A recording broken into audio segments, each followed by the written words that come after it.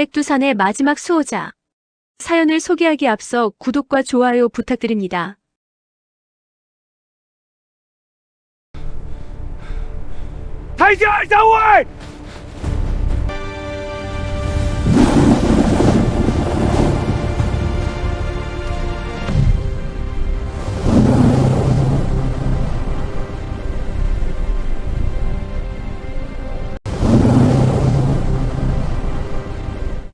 당신은 이 소리를 들어본 적이 있습니까? 영하 50도의 백두산 깊은 밤, 눈보라조차 얼어붙는 그 고요 속에서 들려오는 소리. 그것은 바람이 아니었습니다. 짐승의 울음도 사람의 비명도 아니었습니다. 산맥 전체를 관통하는 듯한 뼛속까지 파고드는 그 울림. 그 소리를 들은 사람은 단 한 명도 살아 돌아오지 못했습니다.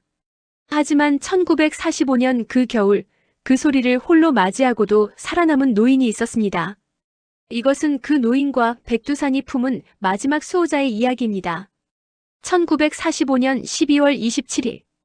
해방된 지 넉 달이 지났지만 백두산 깊은 산골에는 아직 그 소식조차 제대로 전해지지 않았던 때였습니다. 사람들은 하나둘 산을 떠나기 시작했습니다. 전쟁의 상처가 채 아물기도 전에 또 다른 불안이 한반도를 뒤덮고 있었으니까요. 하지만 산을 떠나는 진짜 이유는 따로 있었습니다. 밤에 산에 오르면 돌아오지 못한다. 장터에서 우물가에서 사람들 입에서 입으로 떠도는 이야기들. 처음에는 그저 미신이려니 했습니다.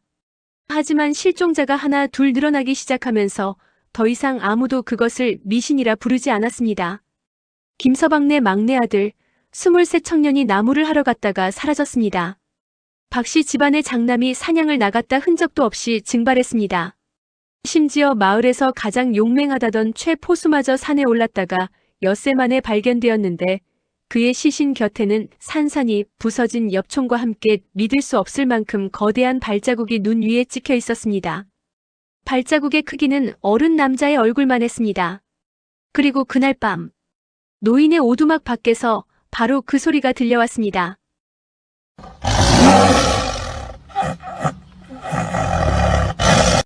처음에는 바람 소리인가 싶었습니다. 하지만 백두산에서 70평생을 산 노인은 압니다. 바람이 내는 소리와 생명이 내는 소리는 다르다는 것을. 바람은 흘러가지만 생명의 소리는 머무릅니다. 공기를 떨게 하고 뼛속까지 진동하게 만듭니다.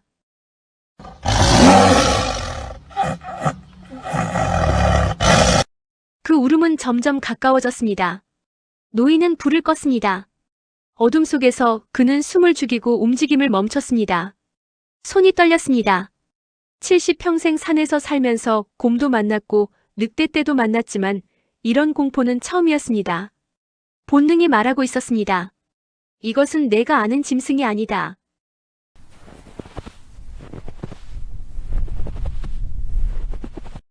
무언가가 눈을 밟으며 다가오는 소리.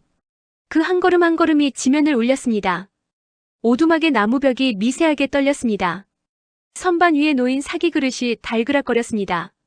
그리고 발소리가 멈췄습니다. 정확히 오두막 문 앞에서. 문틈 사이의 눈동자. 고요했습니다. 너무나 고요해서 노인은 자신의 심장 소리가 밖까지 들릴까봐 두려웠습니다. 쿵쿵거리는 심장 박동이 귓가에서 천둥처럼 울렸습니다. 그때였습니다. 문틈 사이로 무언가가 보였습니다. 검은 그림자. 아니, 그림자라기엔 너무 거대했습니다. 오두막 문보다도 큰 압도적인 실루엣. 그리고 그 어둠 속에서 두 개의 빛이 반짝였습니다. 눈동자였습니다. 노인은 평생 수많은 짐승의 눈을 봐왔습니다. 사슴의 순한 눈, 여우의 교활한 눈, 늑대의 냉혹한 눈. 하지만 지금 문틈으로 보이는 이 눈은 달랐습니다. 얼음처럼 차가운 푸른빛, 깊고 투명한 그 눈. 그 눈 속에는 단순한 짐승의 본능이 아닌 무언가를 판단하고 결정하는 존재의 의지가 담겨 있었습니다. 노인과 그것의 눈이 마주쳤습니다. 순간 온몸의 털이 곤두섰습니다. 시간이 멈춘 것 같았습니다. 아니, 실제로 멈춘 것인지도 모릅니다. 노인은 숨도 쉬지 못한 채 그저 그 눈동자를 바라봤습니다. 그 눈은 노인을 관찰하고 있었습니다. 마치 이 인간은 위협적인가 아닌가를 판단하는 것처럼. 노인의 손이 천천히 아주 천천히 벽에 기대어둔 엽총 쪽으로 뻗어갔습니다. 먼지 하나 일으키지 않으려는 듯, 숨소리조차 내지 않으려는 듯 조심스럽게 엽총의 차가운 쇠 손잡이가 손끝에 닿았습니다. 바로 그 순간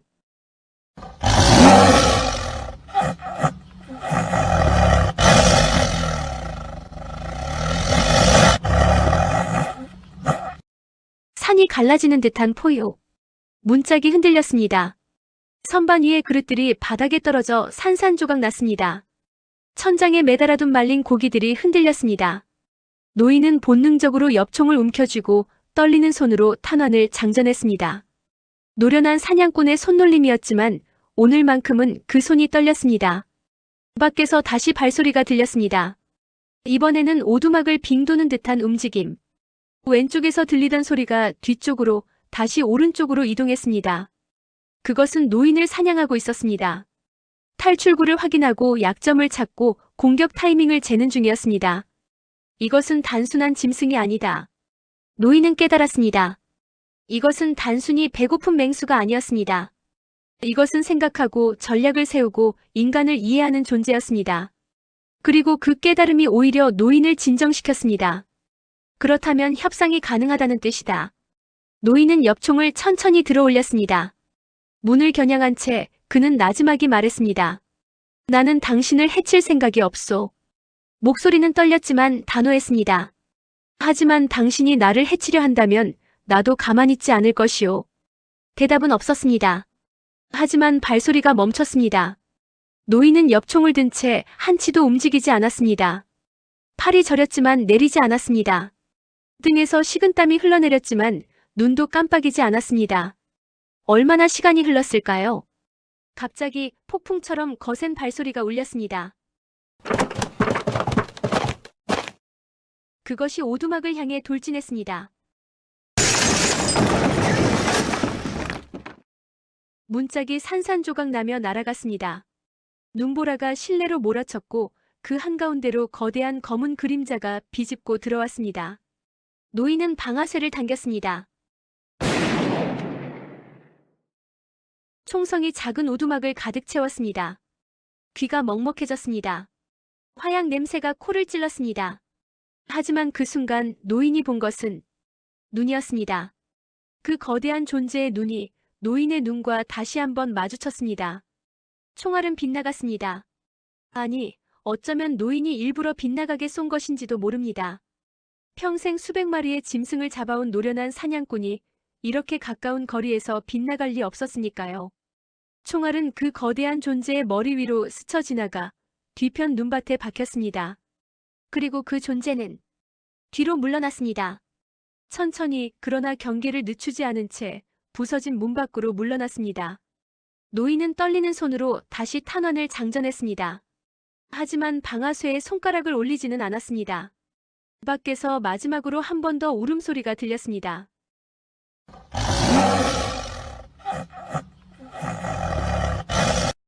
하지만 이번에는 달랐습니다. 공격적이지 않았습니다. 경고도 위협도 아니었습니다.